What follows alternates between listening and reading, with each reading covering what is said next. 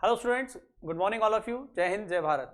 Start करते हैं बच्चों आज का नया लेक्चर। कल तक अपन ने जो पढ़ा था पूर्णांतिक परावर्तन के बारे में पढ़ा था, मैंने आपको कुछ समझाने की चीजों की कोशिश की थी।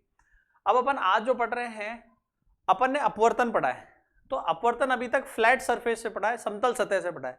अगर सतह गोल हो जाए तो फिर अपवर्तन कैसे होता है और उसका क्या फॉर्मूला होता है, वहां कैसे स्नेल का नियम लगाया जाता है, उस चीज को अपन आज समझेंगे। तो हमारी आज की जो हेडिंग है वो है गोलीय सतह, गोलीय सतह से अपवर्तन, गोलीय सतह से अपवर्तन।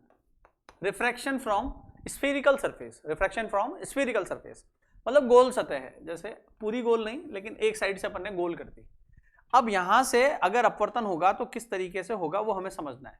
ठीक है, ये गोलीय सतह है, इसके अपवर्तन तो तभी होगा जब दोनों साइड अपवर्तनांक अलग अलग का माध्यम होगा, माध्यम अलग अलग होंगे।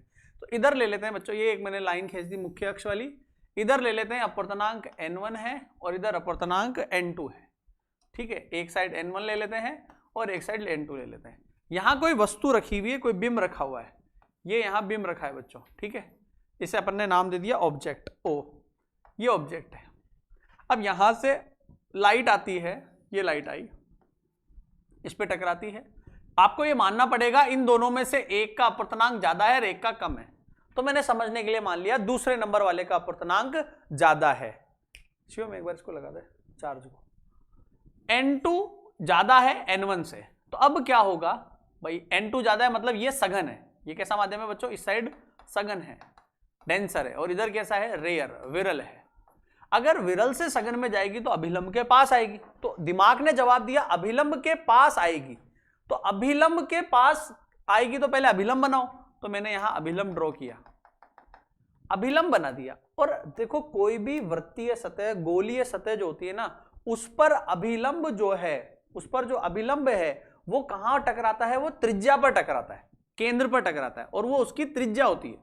कोई भी गोल सतह है ना, ये गोल है, इस पर आप लंब गिराओगे तो ये हमेशा कहां से गुजरेगा, केंद्र से गुजरेगा। ये सब लंब है, लंबवत है। समझ में आ गई मेरी बात। तो ये बात ध्यान रखने वाली है कि भाई हमने जो लंब ये गिराया है वो इस गोले के, जो भी जिस गोले का ये भाग है उसके केंद्र पर जाएगा, राइट। तो ये इसकी त्रिज्या को बताएगा। ठीक है, अभी आपने ये बोला कि जब किरण यहां जाएगी तो इसको जाना तो चाहिए सीधा, लेकिन हमने कहा ये अभिलंब के पास आ जाएगी क्योंकि विरल से सघन में जा रही है। तो ये यहां आ गई। अब यहां पर इसकी क्या बन गई बच्चों, इमेज बन गई, प्रतिबिंब बन गया। सी सेंटर है, आई इमेज है, और ऑब्जेक्ट है। इनकी दूरियां नाप लेते हैं। ऑब्जेक्ट की दूरी को अपन यू से लिखते हैं शुरू से ही, त्रिज्या आर है, और प्रतिबिंब की दूरी जो है, इमेज की जो डिस्टेंस है वो कितनी है बच्चों, वी है। कोई दिक्कत नहीं है। अब अपने को क्या करना है, इसका डेरिवेशन करना है कि सर ये तो एक ही किरण हुई, एक किरण से थोड़ी प्रतिबिंब बनता है, प्रतिबिंब दो किरणों के, न्यूनतम दो किरणों, तो एक सीधी ले जाओ, और जो सीधी जाती है वो तो सीधी ही जाती है। तो ये दोनों यहां मिल जाएगी और यहां प्रतिबिंब का निर्माण हो जाएगा। अब लगाओ, आपको क्या लगाना है, क्या निकालना है, मुझे एक संबंध निकालना है, ऐसा संबंध जिससे, जैसे अपना वो दर्पण में आया था ना 1/v + u = 1/f, दर्पण समीकरण, वैसा ही संबंध हमें क्या करना है, यहां पर निकालना है। ठीक है, कौन सा संबंध, u r v, इनमें संबंध निकालना है ताकि अपन सवालों को हल कर सके, चीजों को समझ सके। तो उस संबंध को कैसे निकालेंगे, ये किरण जो है ये है आपतन कोण अल्फा या आई ले लेते हैं, इसका आपतन कोण ये आई है, और ये है अपवर्तन कोण आर। कोण अभिलंब से नापते हैं इसलिए मैंने अभिलंब से नापा है। अब बताओ क्या करोगे, क्या करेंगे।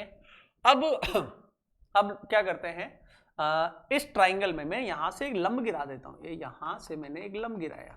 ठीक है, ये बिल्कुल निकट है, ठीक है ना, इसका कुछ भी नाम रख सकते हो आप, कुछ भी नाम, इसका नाम रख दिया मैंने m और इसका नाम रख दिया मैंने n बच्चों। ठीक है, अब ये दूरी जो है ना वो नगण्य है, ये दूरी क्या है, नगण्य है। ठीक है ना, चलो अब बात करते हैं इस ट्राइंगल की, ये इस वाले ट्राइंगल, त्रिभुज m या NOM या MON, कुछ भी लिख लो, त्रिभुज NOM में।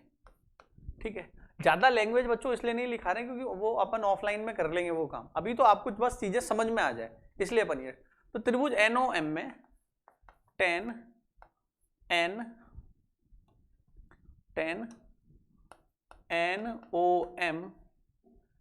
NOM का मान कितना होगा, तो tan थीटा क्या होता है, लंब बटा आधार होता है।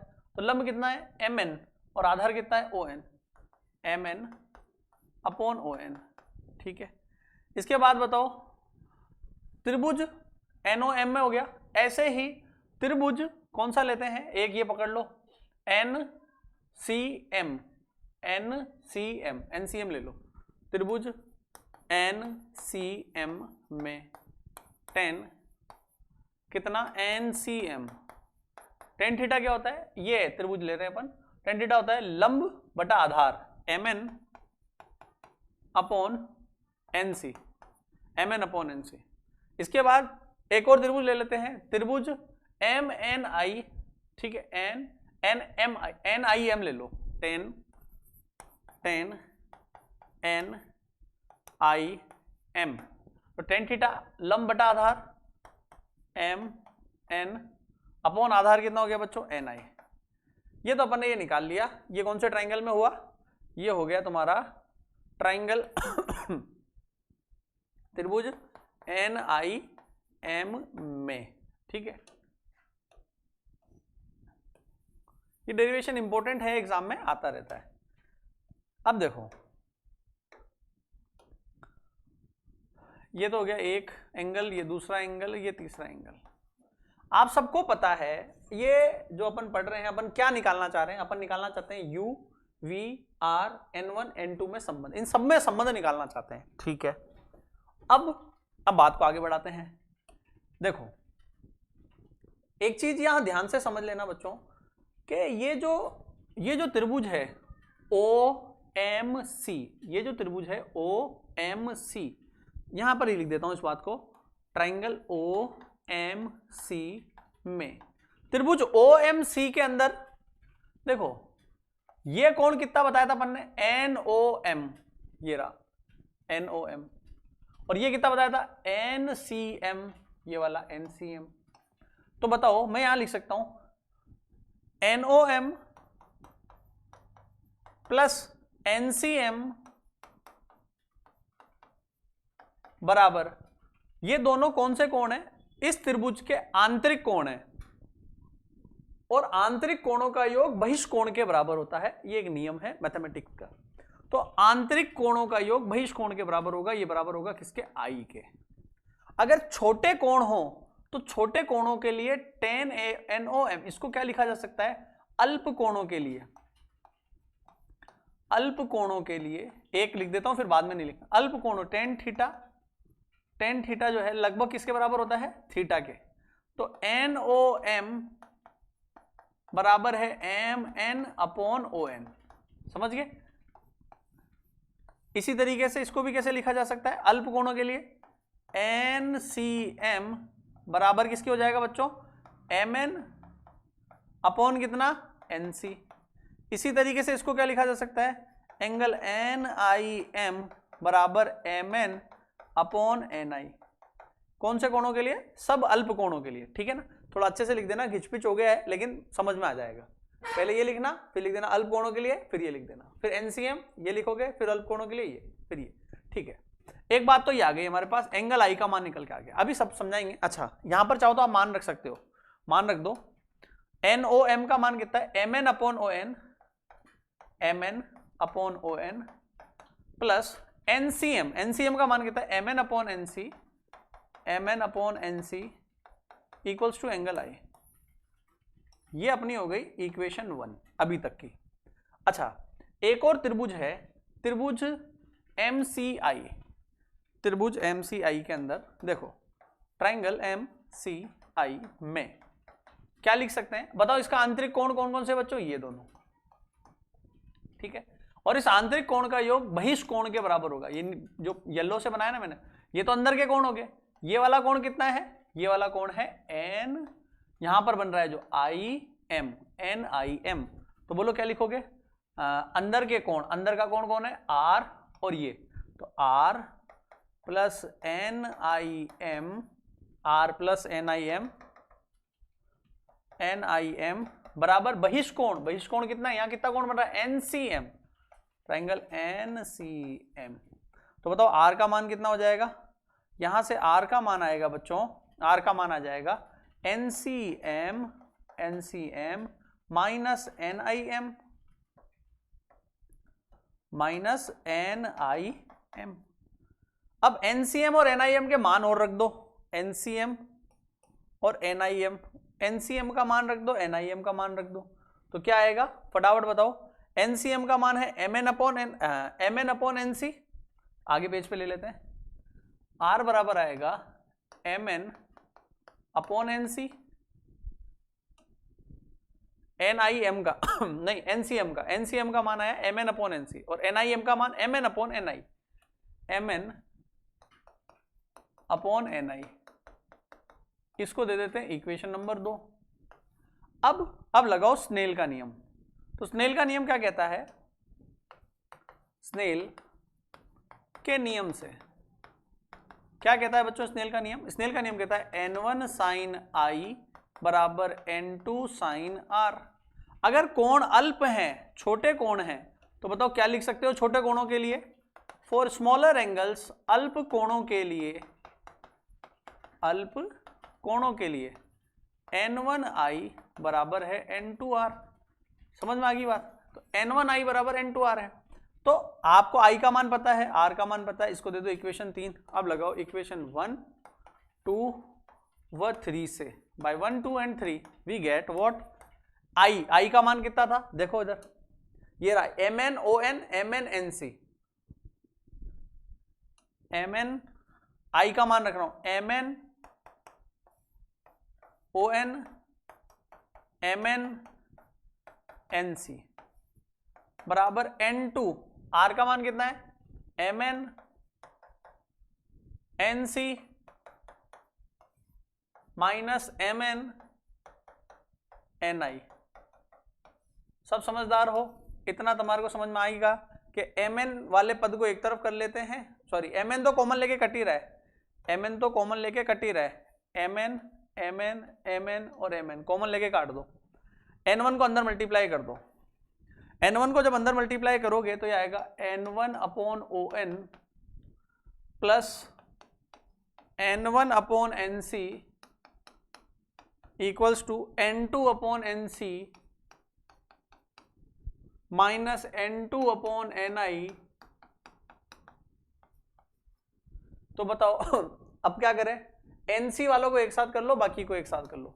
n1 अपॉन on माइनस इधर आएगा प्लस n2 अपॉन ni बराबर n2 upon nc minus n1 upon nc। nc को कॉमन ले लो तो n1 on plus n2 ni, nc को कॉमन ले लो 1 अपॉन nc, अंदर क्या बचेगा? n2 minus n1। ठीक है अब बताओ, अब क्या है? अब मान रखना है, अब कुछ नहीं है, अब बस चित्र में देख देख के मान रखना है। ON ये यहां से यहां तक। अब देखो चिन्ह परिपाटी क्या कहती है कि जिधर लाइट जाती है उसके इधर प्लस लगाते हैं और इधर माइनस लगाते हैं। तो ON चित्र से मान रखना है, ON का मान कितना है? Minus u। NI इसका मान है इस साइड है प्लस, NI का मान है प्लस v।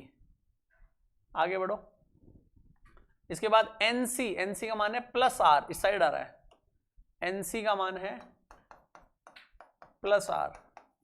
चलो मान रख देते हैं, मान रखो n1 on minus u plus n2 plus v nc r n2 minus n1। इधर इसको इधर उधर कर दो, n2 upon v minus n1 upon u equals to n2 minus n1 upon r। ये संबंध हमें डायरेक्ट याद होना चाहिए। ये संबंध हमने निकाल लिया, v u प्रतिबिंब की दूरी, बिंब की दूरी, वक्रता त्रिज्या और दोनों साइड के अपवर्तनांक। समझ में आ गई बात? अब एक बार फटाफट दोबारा से इसका रिवीजन कर लो। क्या करा हमने? 3 त्रिभुज लिए, o ये लिया अपन ने NOM, तो NOM में tan NOM, यहां जो कोण बनेगा NOM। ठीक है, tan थीटा क्या होता है? लंब बटा आधार, लंब हो गया MN, आधार हो गया ON। फिर लिया दूसरा त्रिभुज, एकदम सिंपल है, पहला त्रिभुज, दूसरा त्रिभुज, तीसरा त्रिभुज। ठीक है, तो नाम लिख दिया मैंने NCM, NOM और NIM। फिर छोटे कोण होते हैं तब tan थीटा लगभग थीटा के बराबर होता है, तो NOM, NOM, MNON, MNNC, MNNI। फिर ये इंपॉर्टेंट बात है यहाँ समझने के लिए कि जो ये बड़ा त्रिभुज है पहला वाला OMC, इसमें जो आंतरिक कोण है यहां पर कोण, तो यहां कोण कितना बन रहा है, बीच में O है, तो यहां से नाम बोलो NOM, NOM। फिर यहां कितना बन रहा है, यहां बन रहा है NCM। आंतरिक कोणों का योग इस त्रिभुज के बहिष्कोण के बराबर होगा, तो हमने बहिष्कोण के बराबर कर दिया। ऐसे ही त्रिभुज MCI, इस वाले त्रिभुज के अंदर ये और ये दोनों आंतरिक कोण हो गए और ये हो गया बहिष्कोण, तो R, और यहां कितना बन रहा है, यहां कितना बन रहा है बच्चों, यहां बन रहा है NIM। ठीक है, इन दोनों का योग किसके बराबर हो जाएगा, इस बहिष्कोण के बराबर, जिसका मान NCM है। क्लियर? जो भी अगर बात समझ में नहीं आए तो इसको वापस रिपीट करके देख सकते हो, यही ऑनलाइन का फायदा है। फिर बस हमने कुछ नहीं किया, R का मान आ गया, इसका मान आ गया, स्नेल का नियम लगा दिया, N1 sin I बराबर N2 sin R। छोटे कोण जब होते हैं तो छोटे कोणों के लिए, अल्प कोणों के लिए, यहां लिख देता हूं अल्प कोणों के लिए साइन थीटा को थीटा लिखा जा सकता है, साइन थीटा को थीटा लिखा जा सकता है, तो मैंने साइन थीटा को थीटा लिख दिया। समझ में आ गई बात? मान रख दिए, इधर उधर मल्टीप्लाई किया, और यहां पर एक जरूर काम मैंने किया है, वो क्या, यहां पर मैंने चिन्ह परिपाटी लगा दी। ये चिन्ह परिपाटी क्या कहती है कि लेफ्ट साइड जो भी चीजें होंगी वो माइनस में, राइट साइड जो चीजें होंगी वो प्लस में होंगी। ये लेफ्ट साइड है मेरी और ये मेरी राइट साइड है, ठीक है ना, समझ में आ गई बात? अब ये हो गया इसका डेरिवेशन, ठीक है। 3 नंबर 4 नंबर का सवाल आपके परीक्षा में आता है। अब दूसरा एक इंपॉर्टेंट डेरिवेशन, अच्छा इसका यूज क्या है सर, जैसे मान लो इसका एक न्यूमेरिकल बताऊं आपको मैं, इसका न्यूमेरिकल कैसा आ सकता है? अच्छा सवाल है, जेईई मेंस के अंदर आया हुआ है। क्या सवाल है? एक बुलबुला है, एक कोई बबल है, पता नहीं वो किस पदार्थ का बना हुआ है, मतलब ये एक गोलीय सतह है, हमें दे रखी है क्वेश्चन में कि गोलीय सतह है, ये प्रश्न में दी हुई है, और इसके ऊपर एक चित्र बना के दे रखा है बकायदा। ऐसे प्रकाश किरणें आती हैं, ये प्रकाश किरण आती है, ठीक है। इधर बाहर वायु है, इस साइड वायु है, यहां वायु है, ठीक है। तो वायु का मतलब हो गया इसका अपर्तनांक 1 हो गया, और अंदर कोई माध्यम है, वो पता नहीं कौन सा माध्यम है, जिसका अपर्तनांक n है। ये किरणें इस तरीके से आती हैं और ये यहां पर ऐसे टकरा जाती है, ठीक है, यहां पर टकरा जाती हैं। अब को और कुछ नहीं दे रखा, बस ये दिया कि दिए गए चित्र से अपवर्तनांक रिफ्रैक्टिव इंडेक्स का मान ज्ञात कीजिए।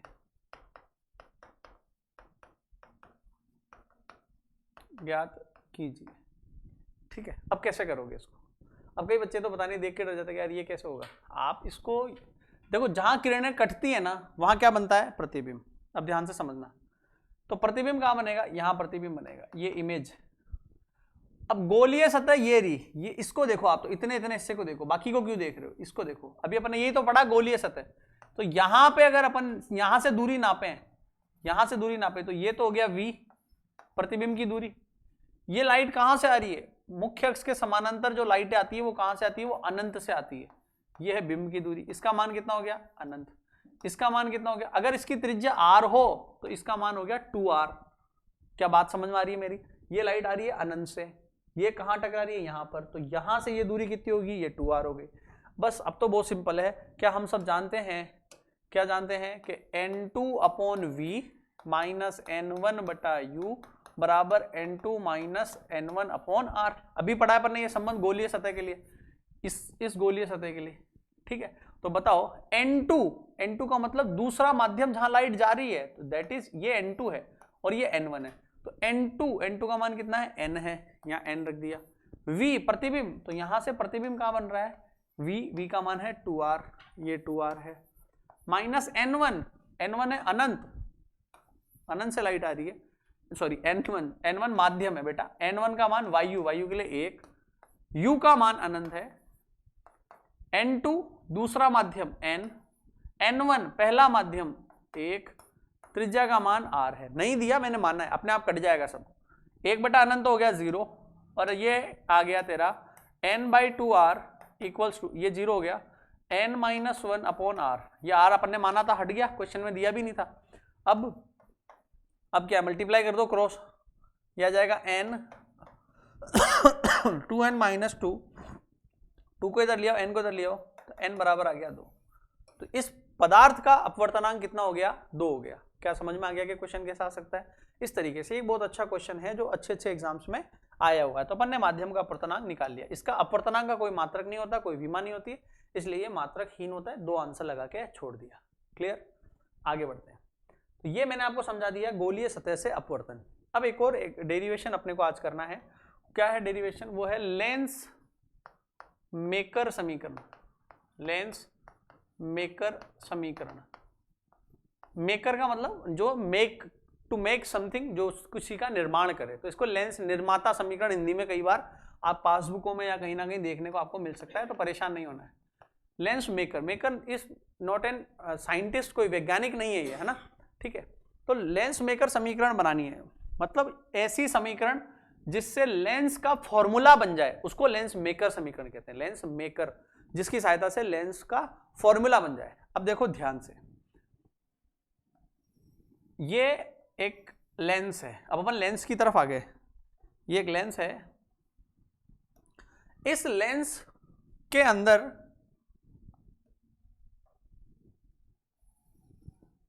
ये एक लेंस है। इस लेंस के लिए एक बिंब रखा हुआ है यहां पर। ये बिंब ले लिया अपन ने, यहां से लाइट आती है। अच्छा, इस लेंस का अपवर्तनांक n2 है, पूरे लेंस का ना, और ये लेंस रखा हुआ है n1 में। भाई इधर हवा है तो इधर भी तो हवा है, ये पेन है तो पेन के इधर हवा है इधर हवा है, सेम ही तो है, इधर n1 है इधर n1 है। तो लेंस का अपवर्तनांक n2 है और माध्यम का अपवर्तनांक n1 है। तो ये बात याद रखना, n1 इस डेरिवेशन में माध्यम का अपवर्तनांक है, रिफ्रैक्टिव इंडेक्स ऑफ मीडियम है माध्यम का अपवर्तनांक, रिफ्रैक्टिव इंडेक्स ऑफ मीडियम, और n2 क्या है? n2 है लेंस के पदार्थ का अपवर्तनांक जिससे लेंस बना हुआ है। लेंस के पदार्थ का अपवर्तनांक, या लेंस का अपवर्तनांक भी इसको कह सकते हैं, लेंस के पदार्थ का अपवर्तनांक। ठीक है। अब ध्यान से देखो, यहां एक प्रकाश की किरण आ रही है। ये प्रकाश किरण यहां से आती है इस तरीके से। आपको पता है कि ये n2 जो है वो ज्यादा है n1। ठीक है, बाहर हो सकता है वायु होगी तो कम ही होगा। ये आई, इसने इसको मोड़ दिया और यहां प्रतिबिंब बन गया। सब जानते हैं कि कम से कम 2 किरणें चाहिए, तो एक को सीधी ले गए अपन, यहां पर इसकी इमेज बन गई आई, और ये यहां पर इसका ऑब्जेक्ट है O। ये जो दो, यहां पर कितनी गोलीय सतह है? 2 गोलीय, एक तो ये गोला और एक ये दो गोलीय सतह हैं। तो दोनों का नामकरण कर दो, ये है A, ये B, ये C। एक तो गोलीय सतह ABC है और एक है ADC। ये जो दूरी है, दूरी यहां से नाप लेते हैं अपन बीचों बीच से। ये जो दूरी है वो है बिंब की दूरी U, ये है प्रतिबिंब की दूरी V। ये जो ABC है ये एक गोला है, तो इस गोले की त्रिज्या इधर होगी, तो इसकी त्रिज्या ले लो R1 है ABC की। ठीक है, इसकी त्रिज्या R1 है और इस साइड वाले की त्रिज्या कितनी है? R2 ADC की। ठीक है,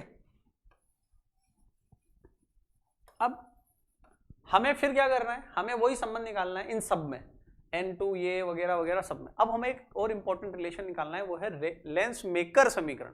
ये नाम से समीकरण अपन को निकालनी है कि भाई ये समीकरण क्या होती है। अब इसको सवाल को अपन को कैसे करना है, मैं इस सवाल को 2 टुकड़ों से समझाऊंगा आपको। अपन इस चित्र के 2 टुकड़े करते हैं। देखो, सबसे पहला टुकड़ा, भाई ये तो हमें दिख ही रहा है कि चित्र में एक वस्तु है, बिंब O है, चित्र में एक बिंब O का प्रतिबिंब I पर प्राप्त होता है। ठीक है ना, ये हमें पता है। और हमें इस U, V, N2, N1 और इन R1, R2 सब में संबंध बनाना है। तो मैंने क्या किया, सबसे पहले मैंने सतह ली, सतह ABC, सतह ABC के लिए केवल ABC। ठीक है, बनाओ ABC। ये ABC, ये A है, ये बीच की लाइन B है और ये C है। अब बताओ, यहां से ए बी सी ये लाइट आती है, यहां आई, ये सीधी जाती है। अगर ये चीज नहीं होती बच्चों तो ये लाइट को इतना नहीं मोड़ पाता, ये केवल यहां पर आते हैं और ये लाइट यहां मुड़ जाती, यहां बन जाता, ये सतह नहीं होती। इधर है N1 और इधर N2 है ना। तो फिर क्या होता, पहले अभिलंब बनाओ, ये लाइट ऐसा आती और अभिलंब से ऐसे मुड़ जाती, ठीक है। तो यहां ये तो हो गया ऑब्जेक्ट, ये बन गई इमेज। चूंकि ये पहली सतह से बन रही है इसको I1 बोल रहे हैं, ये फाइनल नहीं है, ये पहली सतह का प्रतिबिंब है, ये वाला नहीं है, ये तो दोनों का मिला के बना है, ठीक है। ये ऑब्जेक्ट है, ये प्रतिबिंब बन गया इसका यहां पर, यहां ये पहली सतह है, तो ये पहली सतह का वक्रता केंद्र C1 है। दूरियां नाप लो, यहां से ले लो, अपन ने दूरियों को नाप दिया, ये है U, ये है R और ये है V1, ठीक है। अब सतह ABC के लिए हमें एक सूत्र पता है, हमने एक सूत्र पढ़ा है। कौन सा सूत्र पढ़ा है? गोलीय सतह का अपवर्तन। गोलीय सतह के अपवर्तन, चूंकि हम जानते हैं गोलीय सतह के लिए, गोलीय सतह के लिए हम क्या जानते हैं? गोलीय सतह के लिए कि N2/V माइनस N1/U बराबर होता है N2 माइनस N1/R, ये सूत्र होता है। अब इसको सतह ABC के लिए अप्लाई करना है, तो सतह ABC के लिए, सतह ABC के लिए अगर अपन लगाएं N2 मतलब वो जगह जहां लाइट जाती है, तो कहां लाइट जा रही है? यहां पर जा रही है N2 में, तो यहां रखेंगे N2 अपॉन V मतलब प्रतिबिंब, तो कहां बन रहा है इसका प्रतिबिंब? यहां बन रहा है V1 पे। अच्छा एक बात याद रखना, ये जब लेंस मेकर समीकरण अपन लगा रहे होंगे तो चिन्ह परिपाटी मत लगाना, मतलब प्लस माइनस चिन्ह नहीं लगाने, वो अभी अपन ने लगा दिया, अभी जस्ट ही तो लगाए, फिर दो बार लगा देंगे तो चीजें उल्टी हो जाएंगी। तो केवल लेंस मेकर समीकरण लगाते हुए दिमाग में रखना है कि चिन्ह परिपाटी नहीं लगाएंगे। U बिंब की स्थिति है, सॉरी N2/V, V क्या है? प्रतिबिंब। बताओ इसका प्रतिबिंब कहां बन रहा है? V1 पर बन रहा है। और आप थोड़ा सा डेरिवेशन को लंबा करना चाहो तो ऐसे लिख सकते हो BI, प्रतिबिंब की स्थिति BI1, ठीक है।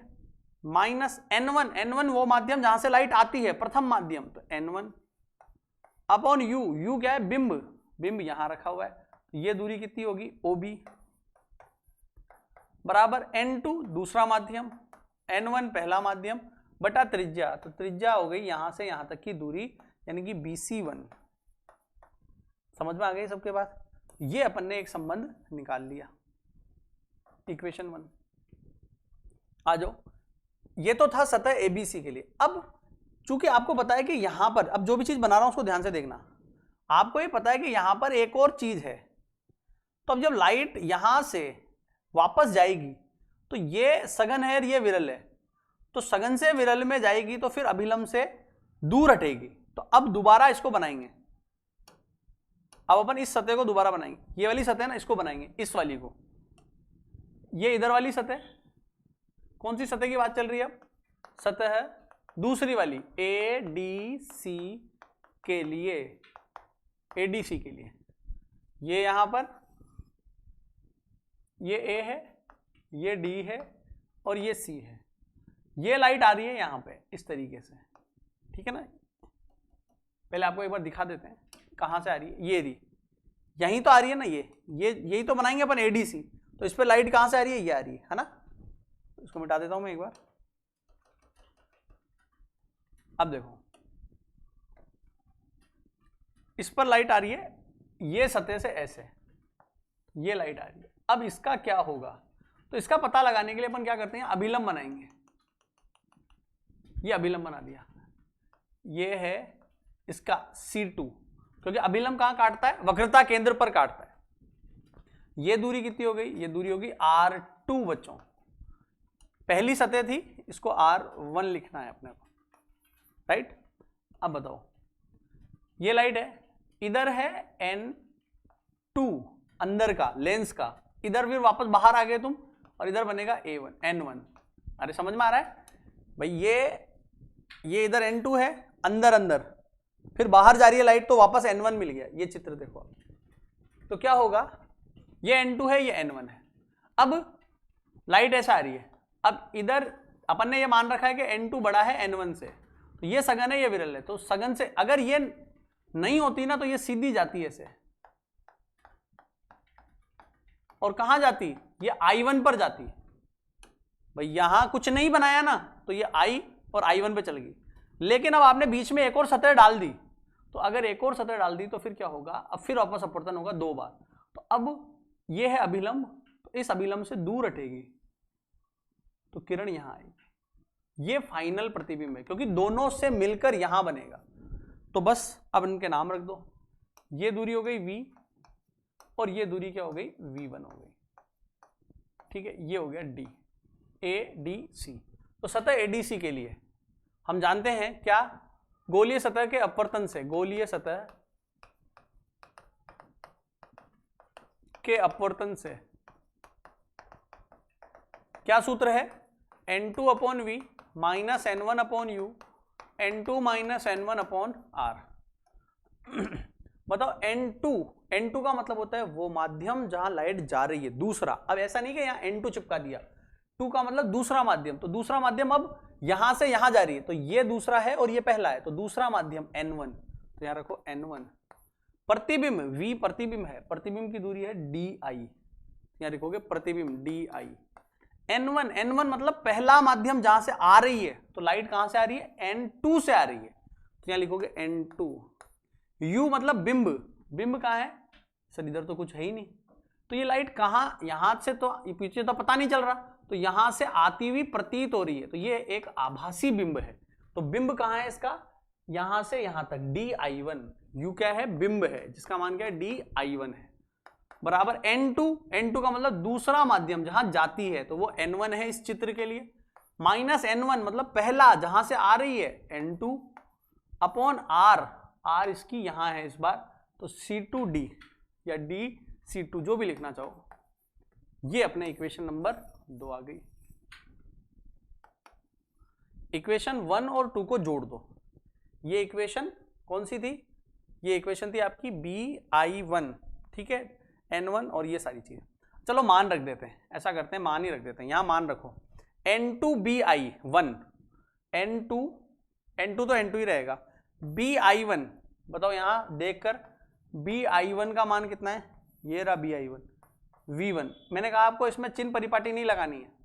फिर उसके बाद OB कहाँ है, ये रहा OB, ये OB है, OB का मान U है।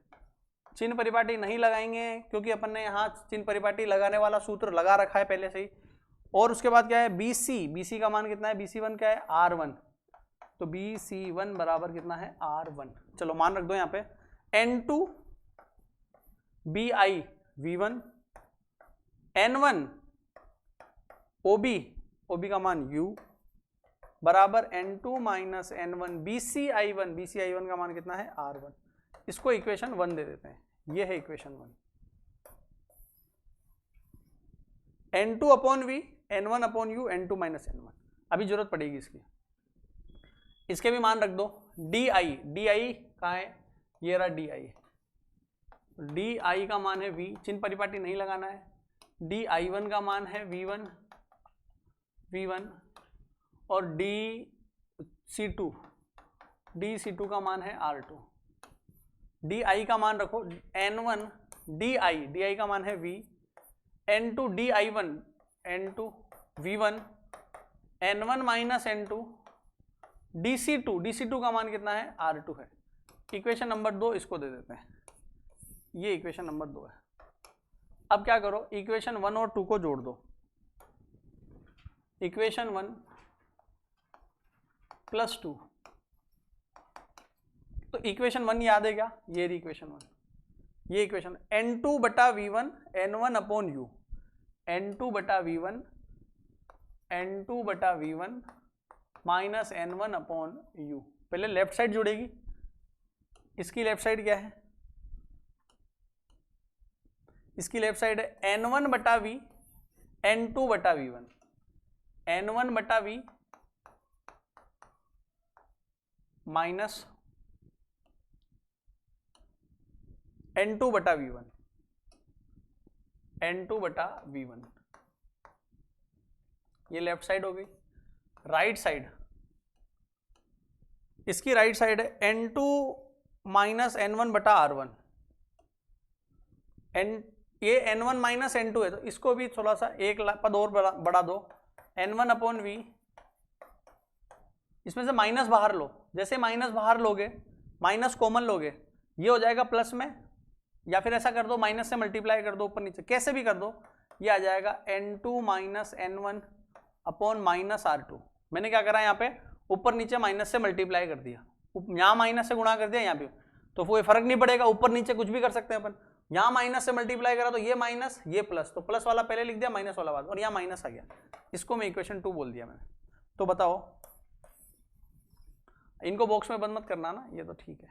अब जोड़ रहे हैं अपन, तो ये वाली साइड क्या थी, n2 minus n1 upon r, n2 minus n1 minus r2, तो n2 minus n1 upon r1, जोड़ रहे हैं n2 minus n1 upon minus r2, चलो ये प्लस ये माइनस। अब बताओ, प्लस वाले को पहले लिख लो, n1 कॉमन ले लो, n1 बाहर ले लिया मैंने, 1/v पहले प्लस माइनस 1/u बराबर n2 minus n1, n2 minus n1 बाहर, अंदर 1 upon r1 plus minus minus, n1 को नीचे भेज दो, 1 upon we minus 1 upon you बराबर नीचे भेज दो, n2 माइनस n1, n1 का भाग लगेगा इसमें भी और उसमें भी।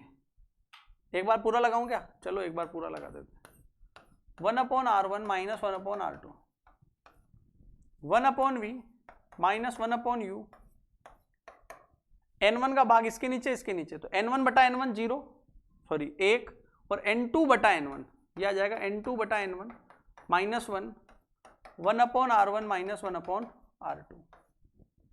फिर आगे n2 बटा n1, n21 क्या होता है, n2 बटा n1 होता है, तो इसलिए 1 upon we minus 1 upon you बराबर आ रहा है n21 minus 1 upon r1 minus 1 upon r2। ठीक है, अब बताओ, अगर अपन बिंब को अनंत पे रख दें, यदि बिंब अनंत पर हो तो बताओ प्रतिबिंब कहाँ बनता है, तो सर प्रतिबिंब बनता है फोकस पर, कि अगर बिंब अनंत पर हो तो v बराबर f होगा, ये सब जानते हैं, इतना सबने पढ़ रखा है, 10th क्लास में आता है कि अगर बिंब अनंत पर हो तो प्रतिबिंब कहाँ बनता है, फोकस पर बनता है। तो रखो बिंब अनंत पर 1 बटा अनंत 0, तो यहाँ आ जाएगा 1 बटा v का मान कितना है f, माइनस 1 बटा अनंत बराबर n21 minus 1 upon r1 minus 1 upon r2। तो बताओ 1 बटा f किसके बराबर आ गया, n21 minus 1 upon r1 minus 1 upon r2। ठीक है, ये आपकी कहलाती है लेंस मेकर समीकरण,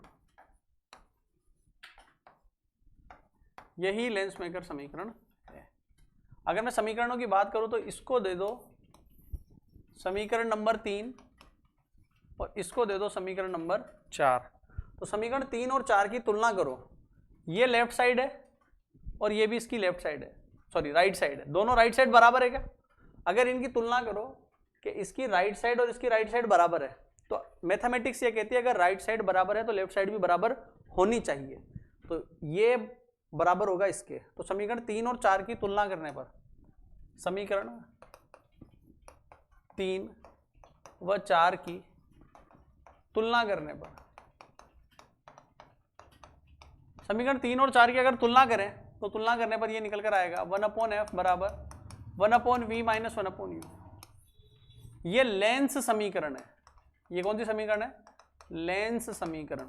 जैसे दर्पण आई थी ना 1 upon V plus 1 upon you बराबर 1 अपॉन एफ, ये लेंस समीकरण है। और वो क्या है, वो लेंस मेकर समीकरण है। ये क्या है, लेंस मेकर समीकरण है। बात समझ में आ गई। तो ये इस तरीके से डेरिवेशन अपन ने किया है। बात जो भी समझ में नहीं आए, ऑनलाइन का यही प्लस पॉइंट है कि आप उस बात को रिपीट करके दोबारा से देख सकते हो। ध्यान से सुनो, हर बात को क्लियर किया गया, आपको क्वेश्चन पूछने की जरूरत ही नहीं पड़ेगी। मैंने हर चीज 2-2 बार बोली हुई है। समझ में आ गई बात। तो ये था अपना आज का लेक्चर। कल अपन लेंस मेकर समीकरण का यूज सीखेंगे, उसके कैसे सवाल परीक्षा में आते हैं कि एक लेंस को पानी में डुबो दें तो उसकी फोकस दूरी पर क्या प्रभाव पड़ेगा, इस प्रकार की चीजें अपन कल समझेंगे। तो आज के लिए इतना ही, थैंक यू।